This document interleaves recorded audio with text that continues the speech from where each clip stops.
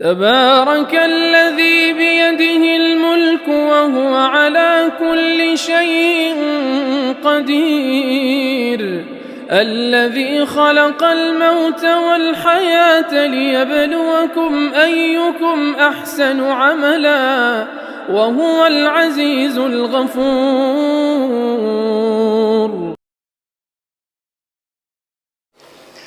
علامہ انور شاہ کشمیری اور علامہ اقبال دونوں ہم عصر بھی ہیں اور ہم وطن بھی. اگرچہ علامہ اقبال سیالکوٹ میں پیدا ہوئے مگر آبا و اجداد کشمیر ہی سے آئے تھے،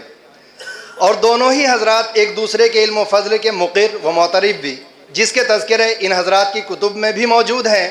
نیز ایک دوسرے کو جو علمی تحفے و ہدایہ ارسال کیے گئے ہیں وہ بھی اس پر شاہد و عادل ہیں کہ یہ حضرات کیسے ایک دوسرے کے علم کے قدردان تھے اور ایک دوسرے کی گفتگو سے قلبی سکون محسوس کرتے تھے. ہند و پاک کے مذکورہ بالا دونوں مفکرین نے زمان و مکان کے اس عظیم الشان موضوع پر علمی فکری مباحث نہ صرف مدلل و مکمل پیش کیے ہیں بلکہ ان کی اسلامی تعلیمات کی روشنی میں وضاحت بھی کی. فرق ان دونوں حضرات کے طریقہ استدلال اور اپنے اپنے علم و معرفت یا اس جداگانہ خداداد صلاحیت کا تھا جس میں ہر ایک امام کی حیثیت رکھتا ہے کہ علامہ انور شاہ کشمیری رحمۃ اللہ علیہ کا زاویہ دینی، حدیثی اور مبنی بر نصوص ہے. آپ نے آیات و روایات کی روشنی میں زمان و مکان کے مفہوم کو ایک نئی سمت دی اور یہ باور کرایا کہ یہ دونوں مخلوق ہیں، جبکہ علامہ اقبال نے شاعرانہ، فلسفیانہ انداز، وجدان، خودی اور